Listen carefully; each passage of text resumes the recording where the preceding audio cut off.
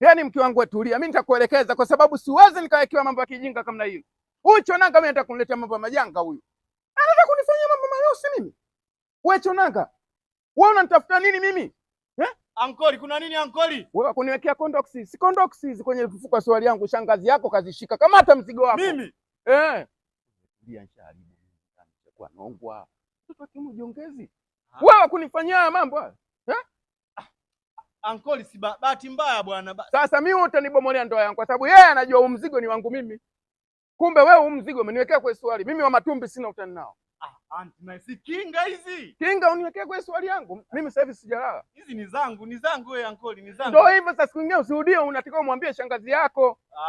Nishakuwa bwana, mjiongezage, ni zangu hizi bwana. Ndio hivyo. Ni zangu hizi ankoli. Usirudie hivyo kwa sababu ukiwa nazo ukiniwekea mimi naharibu ndoa. Hujaelewa? Usichokelewa nini wewe? Ni zangu ankoli, zangu. Ndio nataka uondoke nazo. Sitaki ni kuona habari hizo. Mimi leo unapomwona shingo kulala ndani kwa ajili yako wewe Chonanga.